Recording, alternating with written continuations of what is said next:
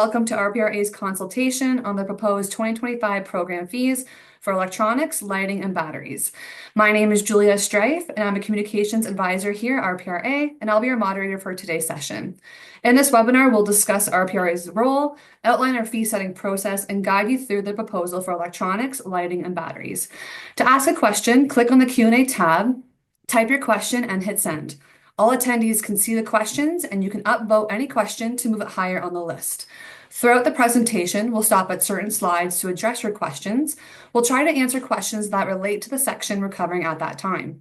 If we don't get to your question, or if it's about your own situation, please email us at consultations@rpra.ca. This webinar is now being recorded, and both the recording and presentation slides will be posted on our website and our YouTube channel later today. Now I'll pass it over to Cam to begin today's presentation. Thank you. Thanks, Julia. Welcome everyone to our fees consultation for electronics, lighting, and batteries producers. My name is Cameron Parrack. I'm the Director of Programs and Stakeholder Relations here at the Resource Productivity and Recovery Authority. Also joined today by Stacey Bowman, our Manager of Policy Research, Data, and Analytics. She's going to be speaking later on in the presentation. Also here with us, Zoe Barlis, our policy analyst, and Adiola Ayode, our Manager of Finance. For some of you, you might have already joined one of these webinars if you participate in one of our other either digital reporting service programs or producer responsibility programs. We'll be going through a lot of similar content, but obviously the program-specific fees will be a bit different. We'll go into some details around those. We're also acknowledging that for many businesses, RPRA is a new entity, and perhaps reporting this year is a new exercise for you. So we're going to start with some baseline information about who is RPRA, how we operate, how we set our fees, and what the fees support before we go into our fees proposal, so the actual kind of per kilo rates for each program. So let's go to the next slide. So just a little bit more about RPRA. The Resource Productivity and Recovery Authority is a regulator mandated by the Ontario government to support the transition of a circular economy by winding up our legacy waste diversion programs operated formerly under the WDTA, although we do have our Blue Box program continues to operate as municipalities transition throughout the rest of the year 2024 and throughout 2025 over to the RRCEA. We've been tasked with implementing a new producer responsibility framework under the Resource Recovery and Circular Economy Act. We have a somewhat new mandate from the government to provide digital registration reporting services for the province's excess soil and hazardous waste, or HWP, programs operating under the Environmental Protection Act.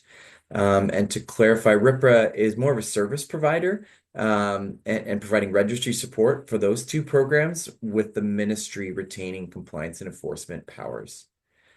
And to clarify, as an administrative authority of the Government of Ontario, RPRA does not receive any government funding. We are a cost recovery organization, and we fund our operations fully through the fees charged to regulated parties to recover our costs to deliver on our mandate. Next slide, please. So as I noted off the top, the scope of today's webinar is just electronics, lighting, and batteries program fees. Our fees are proposed in advance of the year in which they apply, meaning that right now we're consulting on the 2025 fees. So for those who are going to come in and report their supply and have their RPRA fees charged in the spring of 2025, that's really what we're consulting on today. Final RPRA program fees we posted on December 1st, 2024, with the intention of them taking effect Jan 1, 2025. That's if everything goes to plan, and we'll talk about the process to get there and some of our regulatory requirements. Now, our 2025 budget, which is what our fees are all based on, that's been finalized as part of our 2025 business plan. And that was posted earlier this month to our website. If you're interested in learning more about RPRA's operations, and what we're planning to take on in 25 and through our business planning period, which is 25, 2026, and 2027, including our forecasts for what we believe we may need to operate in those future years. Please have a look on our website under the corporate documents section. So let's go to the next slide, please. So just in terms of our process, we're required to consult on our program fees for 45 days. Once we've completed the consultation, gathered feedback from our registrants and stakeholders, and made recommendations to our board to whether to approve the fees or not. Once the board does approve the fees, they'll be posted for 30 days before they come into effect, and that's a requirement. So we began this consultation in late September, and we're going to continue on to gather stakeholder feedback and through our consultations at rpra.ca email address until November 12th. All of the materials that support our stakeholders' understanding of the fees proposal are posted to a dedicated consultation webpage. So that includes our main proposal, but also all of the program-specific slide decks that we present during each of these webinars and the webinar recordings from each. So we held this is the 5th webinar. So if you do find your business participating in, say, the HWP program or the Blue Box program, there are program-specific materials posted to the webpage there. Just another piece, all the feedback that we receive is really important, and we document all that feedback in a consultation report. So that will be produced and published along with the final fees once our board's approved the fees, and hopefully that'll be available by December 1st. And all of the participants in this in the consultation, whether you attended a webinar or provided some feedback to us or both, you'll be notified of the final fees through an email.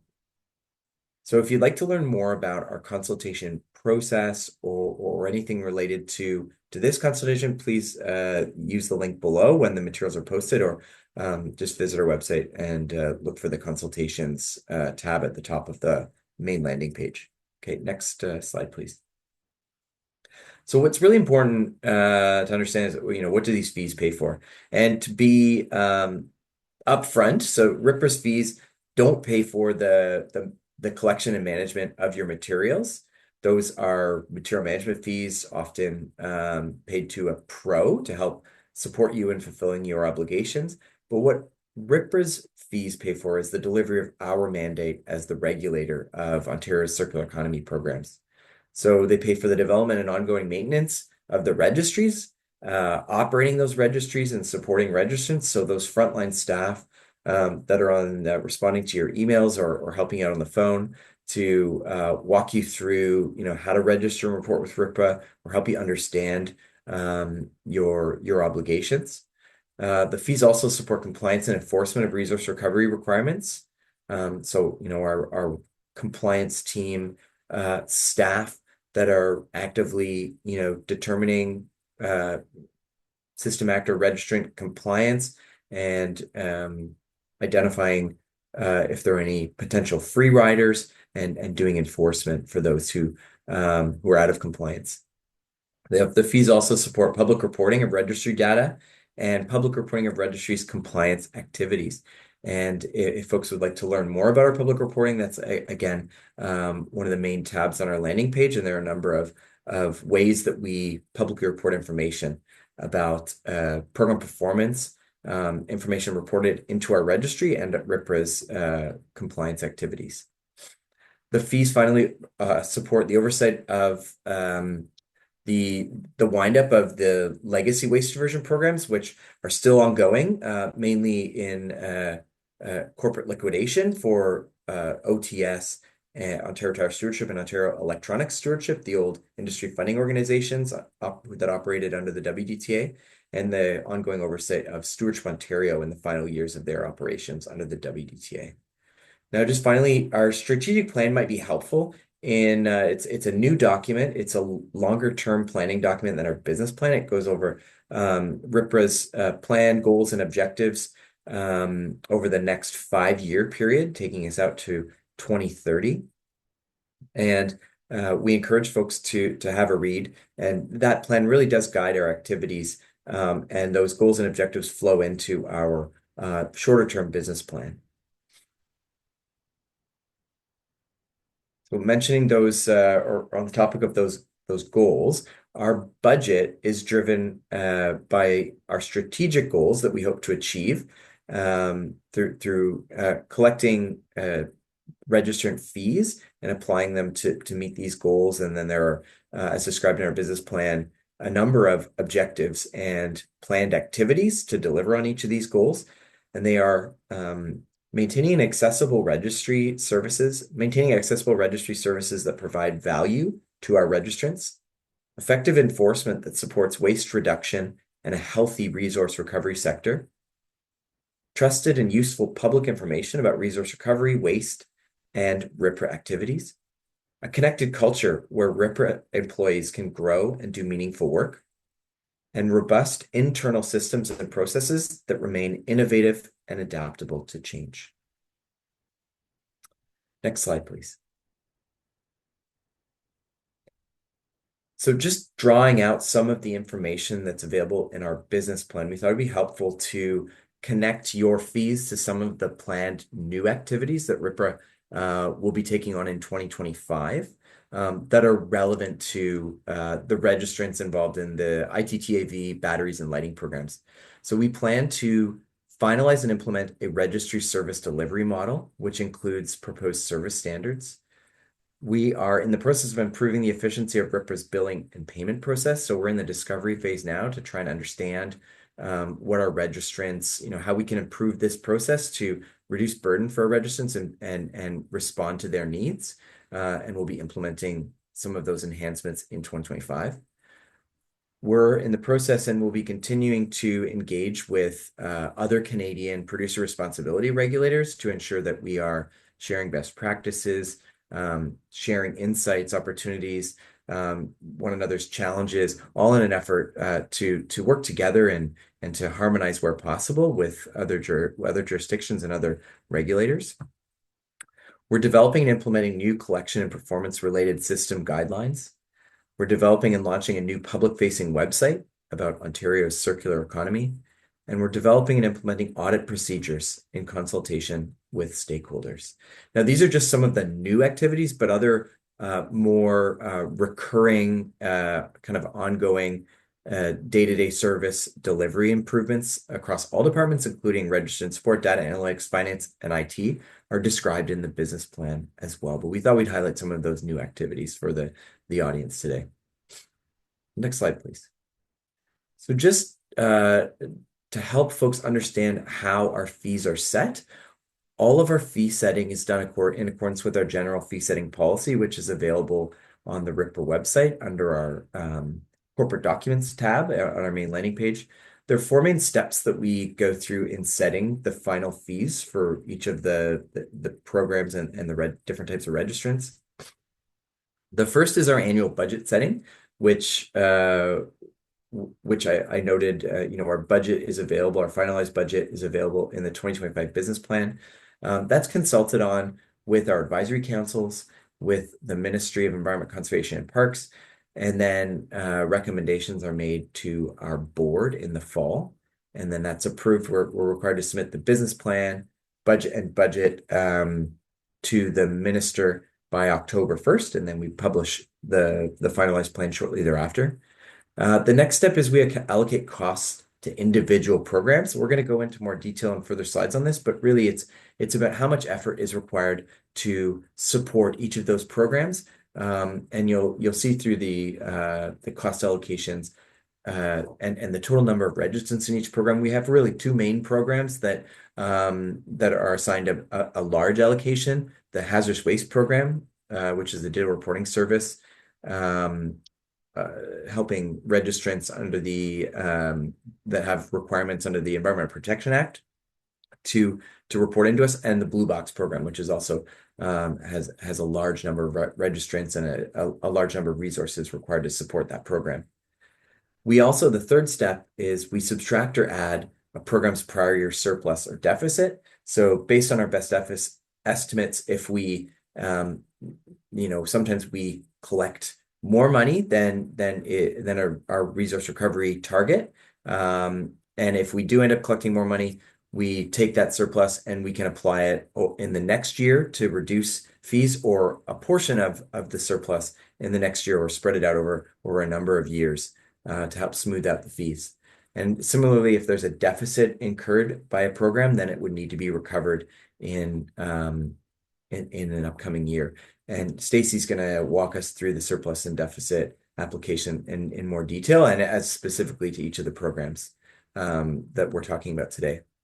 And finally, the application of the program's fee model. So the idea of, small producer flat fees, and those above the small producer threshold paying variable rate fees, and what those fees, the fee rates are. So that's a little bit more about our fee setting. We also thought it'd be helpful for all of our registrants and stakeholders to have this information available year round, and we created a fees webpage that provides a great amount of detail on how RPRA sets our fees, and we encourage folks to check that webpage out. Next slide, please. Okay, so our cost allocation methodology, we really have two main buckets of costs. They're direct costs and common costs. So RPRA's direct costs are really those costs that are related only to a specific program. So if we were to, for whatever reason, build a batteries or an electronics and batteries portal enhancement, only those programs would pay that cost in an effort to prevent any program cost subsidization. So some examples of direct costs include the registry amortization and interest. So the cost to build a portal, that upfront cost, and the amortization over time. Any registry foundational costs and interests, any professional fees that we incur, and certain IT and registry related expenses. Now, the other bucket of cost that drive a program's allocation are the common costs. So common costs cannot be directly attributed to a program, as rather indirect or shared costs, and they're divided up amongst programs using key cost drivers like number of registrants in a program for our digital reporting service programs, or number of producers for producer responsibility programs. Now, within common costs, there are two further ways that we divide up those. They're indirect costs, things like board remuneration, non-registry amortization, leadership, and certain administrative salaries and office supplies. So think folks on our finance team or communications teams that support all programs. And then we have our shared service costs, which include staff salaries and benefits, IT services and support, and software licenses, again, spread out across or applicable to all programs. Finally, we have our annual contribution to RPRA's contingency reserve, which is allocated to each program based on each program's share of total budgeted cost recoveries. Our operating agreement with the Ministry of Environment, Conservation and Parks allows us to maintain an up to 50% contingency reserve. So 50% of our annual operating budget. We don't have to keep it at that level, and this year our budget is targeting a 38% contingency reserve. That's what we feel we need to mitigate it against any potential risk. So I'm going to go to the next slide. I see that there's a question. We might be almost at the questions stopover. Okay. Before we get to the question, just to remind folks that we are drawing revenue from three main sources. The first is our producer responsibility programs that operate under the RRCEA. The second is the excess soil and hazardous waste program registries. So that's the next source. And the third and final is our WDTA programs. Those are fees charged directly to the industry funding organizations. And as those industry funding organizations continue to wind up, so OES, OTS, and Stewardship Ontario, those cost recovery targets will shrink eventually to zero once they're all of those IFOs are terminated by the minister. Next slide, please. We are at the question break, Cam, and we did have a question come in, which I can read out. The question is, what ability to do the advisory committees? RPRA has two advisory committees, a service provider advisory committee and an industry advisory committee. What Advisory ability do councils, the, but keep going. sorry, councils, thanks, Cam. What do the councils have to alter the spend allocations to individual activities? What ability do they have to alter those spend allocations? Example, compliance. As I understand it, the process is similar to this one. RIPRA presents what it is doing for feedback, but the councils cannot practically make suggestions that affect changes to how RIPRA spends money. If you disagree, please give a specific example of when such a change occurred. Yes, I do disagree. And I'll explain. So when we talk to our advisory councils, before we even talk about RIPRA's budget, we talk about we try to gather feedback from those stakeholders. And to clarify for folks who are not familiar with our advisory councils, there's an industry advisory council which is made up largely by industry associations that represent groups of producers or registrants. And we have a service provider advisory council that's made up of those who support the resource recovery programs in Ontario, so municipalities and waste management businesses. We ask them about our goals, our strategic goals and strategic objectives for the business planning period, and gather advice and feedback on what should we be focusing on.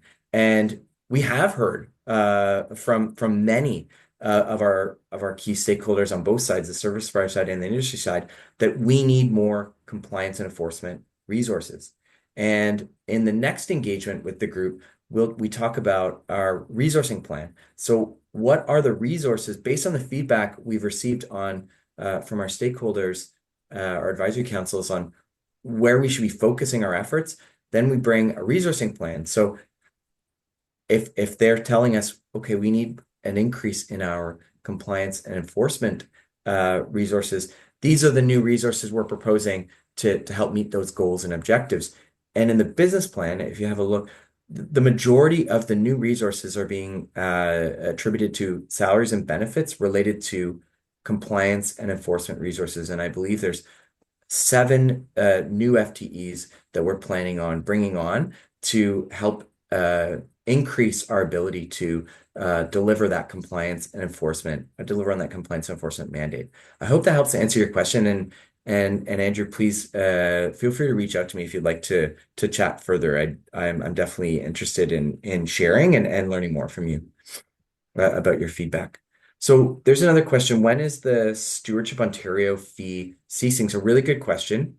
And there definitely is a bit of confusion as stewards or of the Stewardship Ontario program operated on the WDTA continue to pay fees for the remaining municipal operations that are ongoing in 2024 and in 2025. So as those municipalities transition or have transitioned since the middle of 2023 until the end of 2025, those Stewardship Ontario fees for the Blue Box program have steadily decreased until in 2025, your fees will be based on the last tranche of municipalities. So they should be about a third of the costs that you would have been paying perhaps before the transition began. So 2025 will be your last year paying SO Blue Box fees. And beginning 2026 and beyond, you won't have to be paying for that program because it will be operationally wound up, and you'll just pay for the material management of all the municipalities that are in the program from 2026 and onward. I hope that helps to answer the question. I know it is a bit confusing paying the two producer responsibility fees, part of the old program for the remaining communities, and then the new program that are all of those communities that have already transitioned. So I'm going to hand it over to Stacey. Really good questions. Thanks for those. And Stacey's going to go into some of the details. Go ahead, Stacey. Okay, so we're going to take a detailed look now at the first three inputs or factors in determining our fees each year: our budget, our cost recovery targets for each program, and the application of surpluses or deficits for each program. So first, a look at our budget for 2025. So the total 2025 budget is on the bottom line of this table. It's 27.2 million compared to 25.8 million in 2024. That's an increase of 5%, primarily for increased resources for the service and administration of our registry. And as Cam was just explaining, for resourcing, compliance, and enforcement activities and capabilities. And investments in technology are also part of that increase. And that 5% increase is in line with what we forecasted in the 2024 business plan.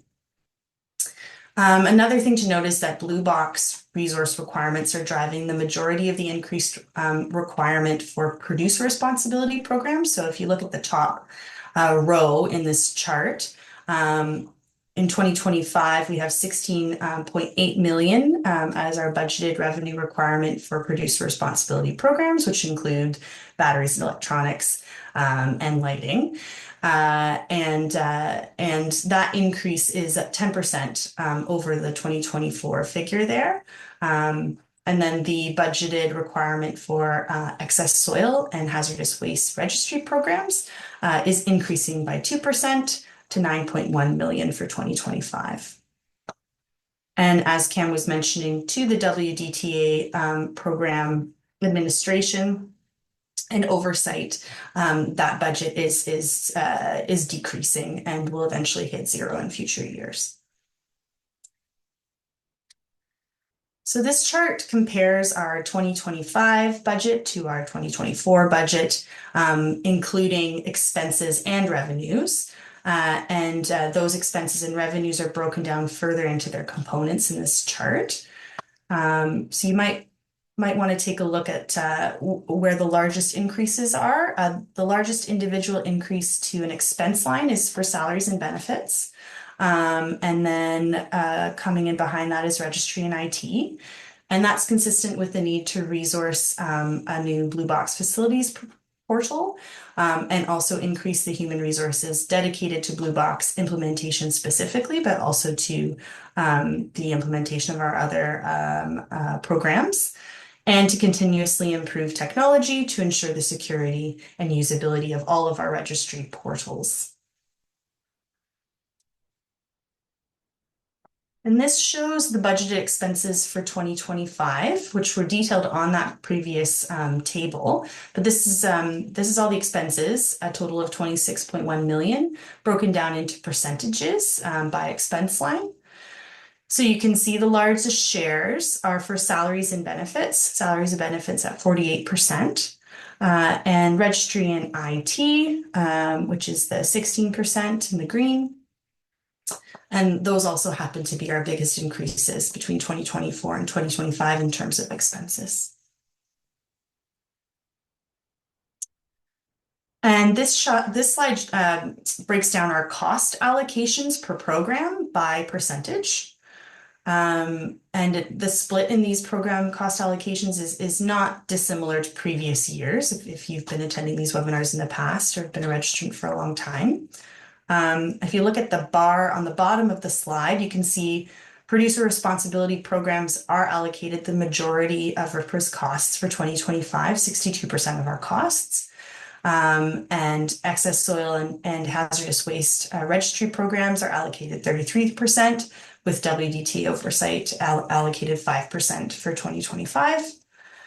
Hazardous waste and Blue Box are the two individual programs that are allocated the greatest share of costs. And that's due mostly to the number of registrants in those programs. They're our two largest. And in the case of Blue Box, it's also a result of the magnitude of direct costs incurred due to that new portal build for Blue Box facilities, and the fact that the program requires some dedicated resources due to its size and complexity. Hazardous and special products and tires are third and fourth in terms of the cost allocation for 2025, but they have significantly smaller percentages of the total revenue requirement. than the two largest programs, Has Waste and Blue Box. Electronics comes next with 7%, and then batteries, excess soil, and lighting have small percentage costs allocated to them. Again, this is primarily driven by the size of these programs in terms of registrant numbers and subsequently the resources required to deliver them. So we're going to look at the application of a program surplus or deficit now, which is another factor in our fee setting. So program surpluses or deficits happen when the fees for a program that come in for a given year either exceed or fall short of that program's cost recovery target.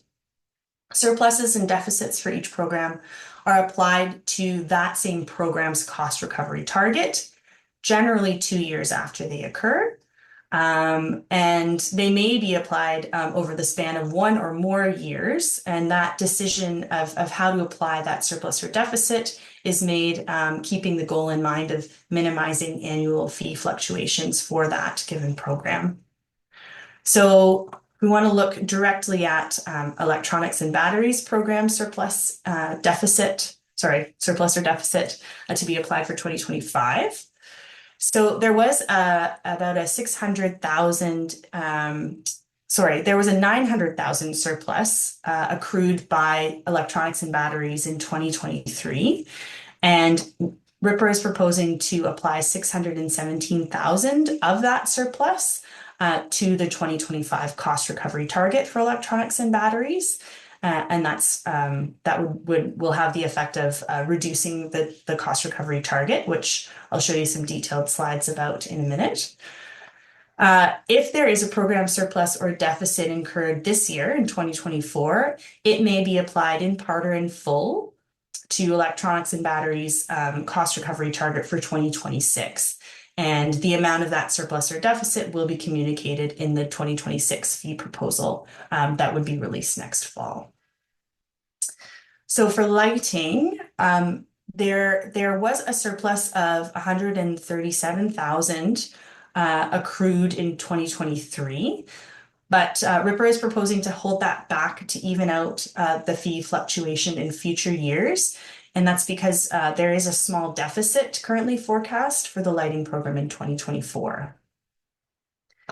So if that deficit does, excuse me, come to fruition, or a surplus, we'll consider when to apply that for the 2026 fees.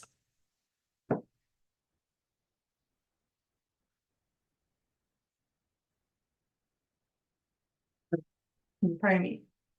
So this table shows the 2024 to 2025 program recovery targets, including the surplus or deficit application. And you can see batteries and electronics, also referred to as ITT, and lighting are highlighted there. Cam, I think I might ask you just to do the next couple of slides while I just get a little bit of water. Apologies. Yeah, no problem. Stacey's been under the weather, so rest up your voice. So in terms of the breakdown of the electronics and batteries program revenue requirement, just drawing back to one of the previous slides, we talked about different buckets of costs, direct costs incurred by each of the programs. So for the batteries and electronics program, there's a $120,000 direct cost that's driving their program allocation this year, or their revenue requirement. And those costs are related to the amortization and interest of the initial registry build. So that's going to continue on until that initial investment is paid off. And then their share of indirect and shared costs at $2.83 million. The reserves and reserve contribution and program startup recovery at $130,000, and the application of a portion of the program's total surplus at approximately 620,000. I think it's actually 617,000 to be exact. And I think Stacey just shared that, and that exact number will be flowed through in the slides as we proceed, for a total revenue requirement for the electronics and batteries program of $2.46 million. We'll go to the next slide. Now for lighting, Their direct costs are a little bit lower. It's at 40,000, and their indirect and shared costs, again, driven by their program allocation. It's a much smaller program than batteries and electronics, and in comparison to some of our other larger programs. So their share of indirect and shared costs is 840,000. This program, the lighting program's reserve contribution and startup recovery is 40,000 for this year. There was no surplus or deficit being considered for application to the 2025 fees, for a total revenue requirement for this program at just under $1 million at $920,000 to support the lighting program. You can go to the next slide, and let's keep going. Okay, just before we get into the actual fee rates, just to note that our fee model for 2025 for the RRCA programs is not changing. We're going to continue to have a nominal fixed flat fee for small producers. So if you fall under a certain amount of supplied volume, if you don't have any exemptions, you're required to participate in the programs, but you are considered a small producer, then you'll be paying a small fixed flat fee. And across the board for our RCA programs, that's $95 this year, and we'll go into it. There's a small increase in the small flat fee rate, and then if you're deemed if you supply above that threshold, all of those other producers will be subject to a variable per kilogram or per tire if you're a tire program producer. But for these programs, a per kilo program fee. So by including variable quantity-based rates, RPRA's proposed fee model is aligned with the government's objectives to hold producers responsible for the products and packaging they supply in the market when consumers are finished using them. So our fee model follows our general fee setting principles, which are outlined in our general fee setting policy, which include equity. So, drawing on this is helping protect small producers and registrants from excessive burden, and ensures that large producers and registrants pay fees that reflect the relative quantity of material they supply in the Ontario marketplace, and ensures that no producers have a competitive advantage on a per product basis.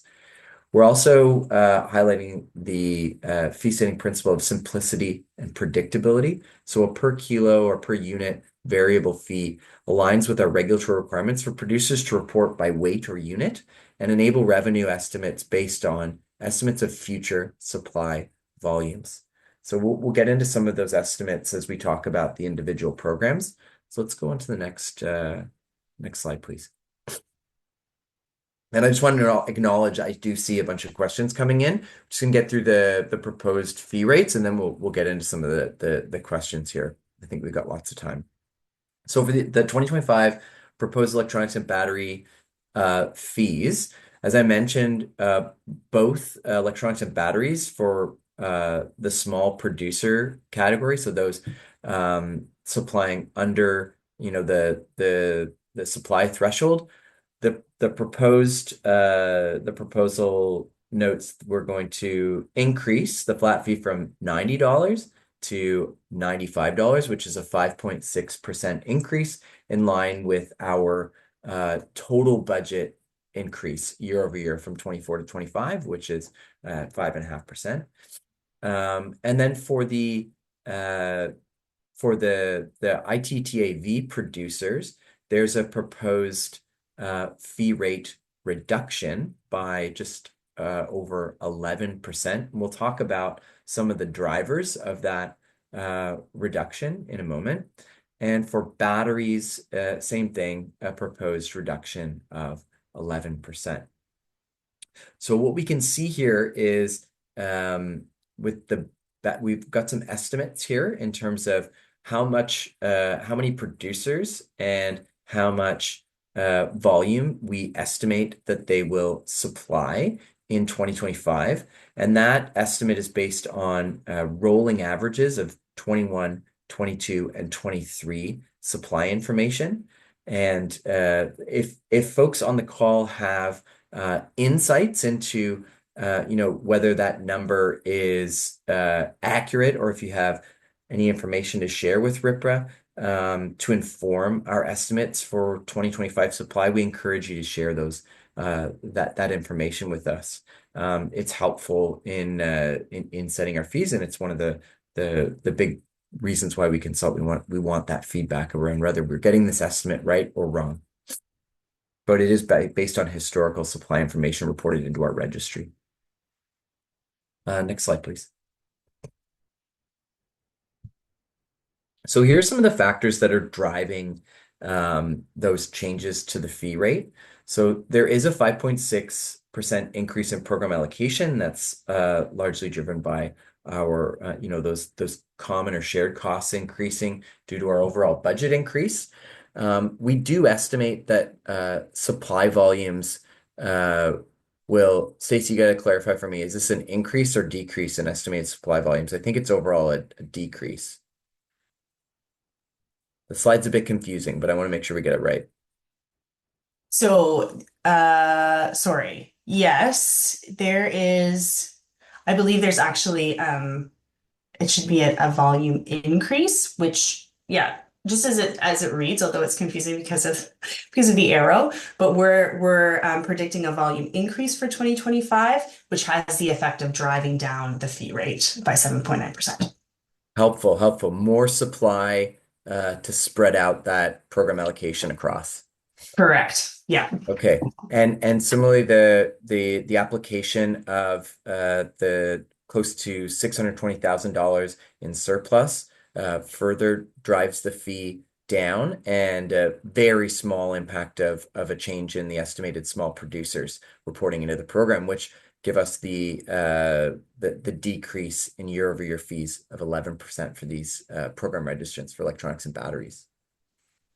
Okay, next slide, please. So for the lighting program, same thing applies. RPRA is proposing a 5.6% increase in the flat fee rate paying producer fee from $90 to $95, again, in line with our overall budget increase year over year, as noted in our business plan.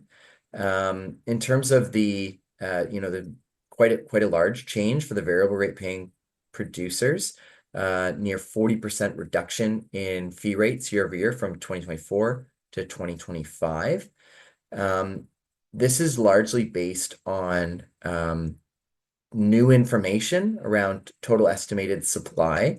There was quite a large adjustment that occurred in the previous year, which has provided us with new information and in order to better estimate the total supply that's expected in 2025.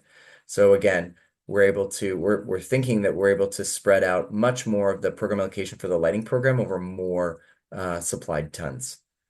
And again, if those on the call have any insights or information to share about our estimate, which is down there, it's 4.7 million kilos for the lighting program to be supplied in 2025. If you think that number is way off, we'd love to hear about it. Or even if you think that number is accurate, that's also good feedback that we've estimated correctly based on your market insights. Yeah, and just a reminder also that sorry, Kim, if you've already addressed this, but our supply volume predictions are not finalized at this point. We're still doing analysis and calculations and taking into account adjustments and reporting that's happened since the beginning of the consultation. So they're subject to a bit of change, and thus the final fee rates. These are proposed fee rates. The final fee rates are also subject to change as a result of that and as a result of your feedback. That's right. I mean, compliance and enforcement is ongoing, so we're going to learn more between now and when the fees are finalized or recommendations are made to the board at the end of November. So definitely we are always learning, whether it's from stakeholder feedback or through just information reported into the registry. Okay, next slide, please.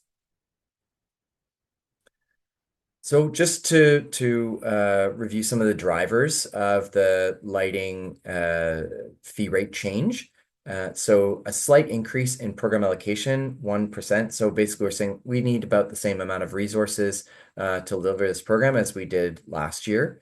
The supply volume increase. So yes, we think that there's going to be more lighting tonnage reported into the system, which drives the fee down by about 20% or has a 20% impact. The change in deficit recovery from prior year. So Stace, can you explain that one for us? Yeah, so in 2024, for the 2024 fee year, there was a large deficit, or there was a deficit to be recovered from the lighting program, and there is no deficit to be recovered this year. So that drives down the fee rate based on last, or compared to last year, rather, compared to 2024. Okay, that's helpful. So no proposed application of surplus and or deficit in this for this program for 2025, correct? Okay, fantastic. Okay, next slide. Okay, so we can get to some of the questions, but before we do that, I just want to remind folks that if you do have feedback, we'd love to hear from you. You can send that feedback on this proposal into consultations@rpra.ca. We do consider all of the feedback received in our decision making, and it's all captured in our consultation report that we will draft and submit alongside with our recommendations to our board as they consider the approving the final fees for 2025.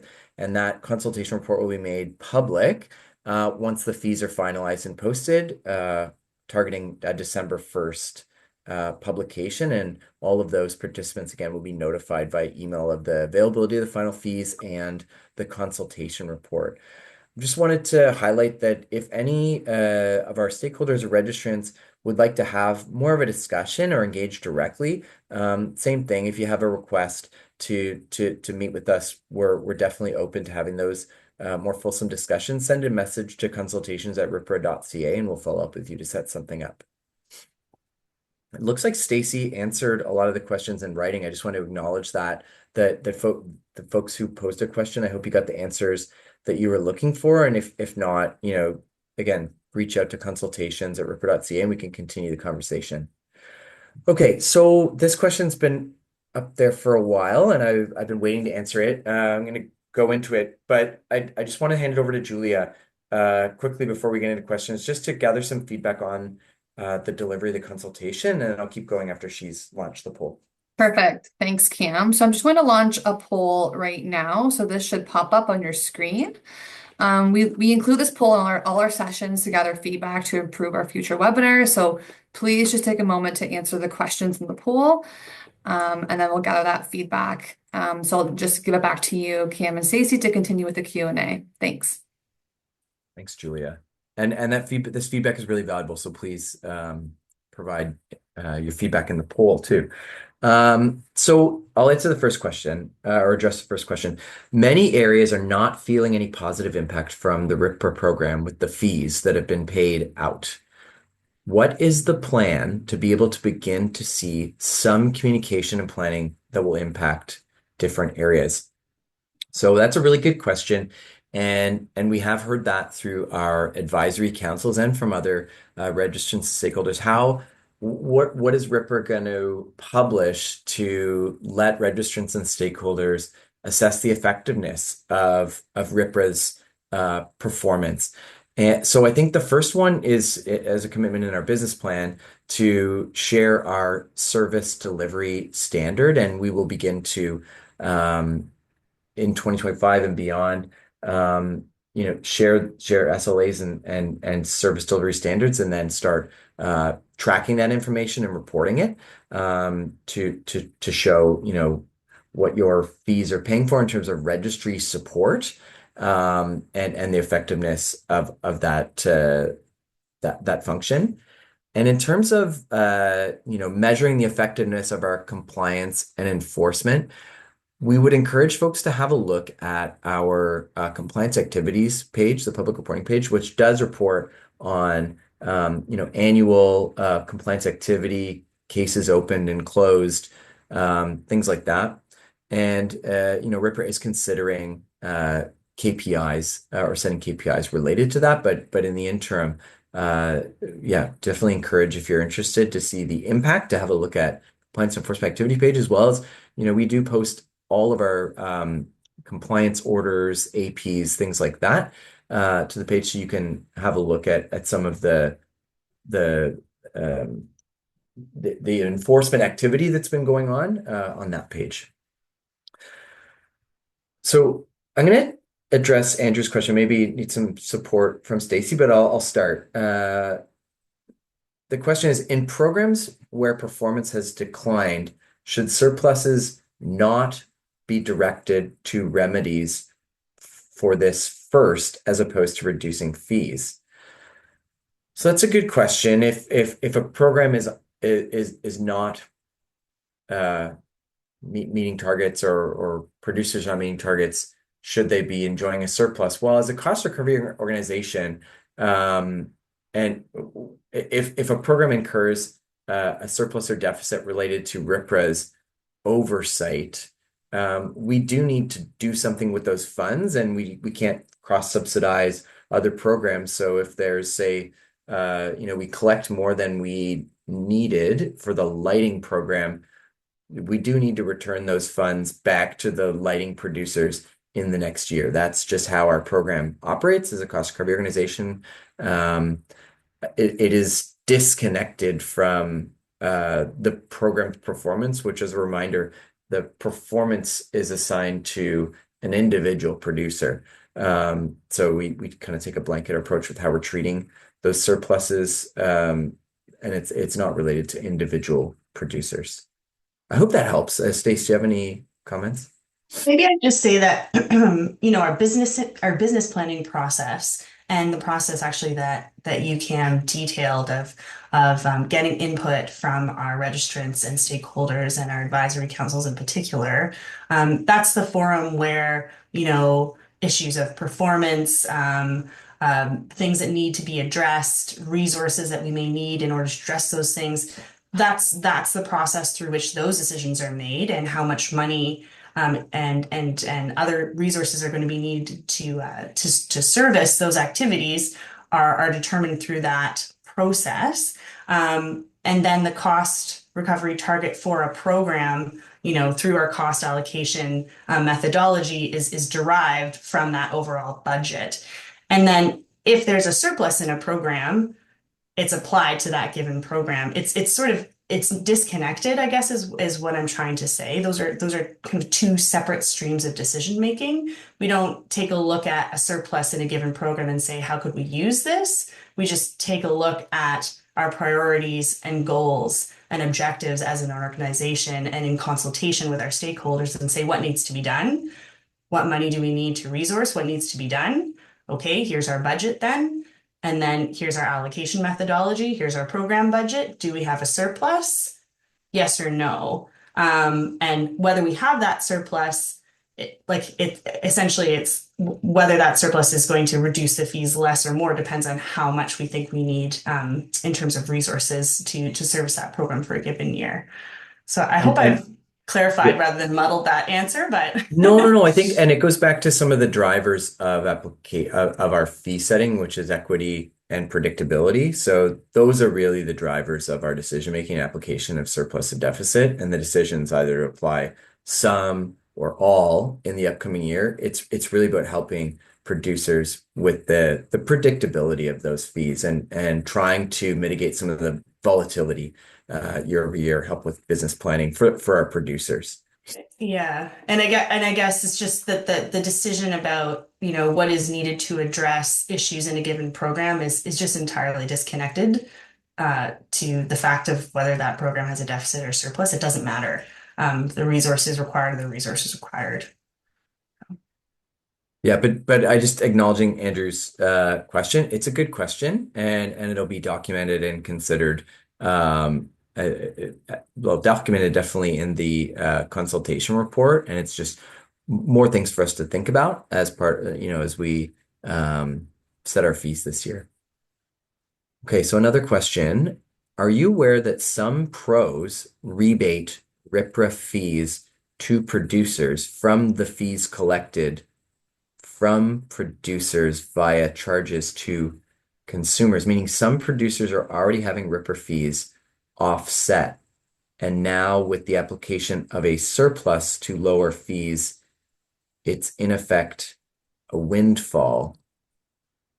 There's a lot going on there. I might have to take that question offline, but in general, if there's I wouldn't say it's a windfall. I would say that over time, if trying to think about how I'm going to answer this question. I think, Andrew, we're going to have to take this one offline because I think this is a bit outside of the scope of the fee proposal because it relates to a lot of things that RPRA does not have control over. We're really consulting on how we set our fees, not how the pros manage RPRA fees. So let's pick up this conversation. I'll reach out and we'll talk about this directly. Okay, another question. And Stacey, you want to take this one? Looks like you've already started. You're on mute. Sorry about that. So the question is, what tangible programs or processes are created regarding the Blue Box program? We are now budgeting over 400,000 and not sure what our pro is doing to action in terms of an action plan to get to our shared end goal. So if you want to learn more about specific activities around Blue Box, you can read our business plan on the website. You can also look at our Blue Box program page. I'm just being a little mindful of time, and I know we have to get a poll up there still? I guess the poll is completed. But yeah, I'm just a bit unsure whether you're speaking now about costs from RPRA specifically or overall system costs. So happy Yeah, to go I think further that's into what that, but yeah, I think that's what they're thinking about considering the amount of funds that they're talking about in the question. So just a reminder that the fees you pay to your pro are to help you fulfill your obligations to fulfill your management target, which is operating a compliant collection and management system and meeting material management targets. So that's what your pro does for you. The fees that you pay, as in this instance, is related to Blue Box. Your Blue Box program fees pay for RPRA's operations and our oversight of the Blue Box program. So help building a registry to facilitate your reporting of required information into us to determine your compliance with the program and the team's compliance and enforcement activities. So those fees pay for that. But the RPRA oversight fees, so the fees paid to RPRA are quite a lot smaller. Like I don't want to say a number, but a small single-digit percentage of the total system cost. So the majority of the fees or the majority of the costs related to complying with the Blue Box or any of the RSA programs is the material management costs paid to the pro, and then a small portion is paid to RPRA for oversighting the programs and fulfilling our mandate. Hopefully that helps to clarify the difference between the two fees. there are some Blue Box specific activities planned for 2025, so I would encourage you to check out the business plan. And if you want some more information on this, just send us an email and we're happy to talk further. Okay, Julia, I think we're good. We're at time.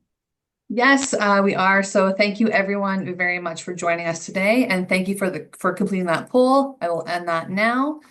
And that is our webinar today. Again, the presentation and recording will be posted on the website before the end of today. Again, feedback, consultations at rpra.ca. So on behalf of RPRA, thank you for joining us. Thank you, everyone. Bye.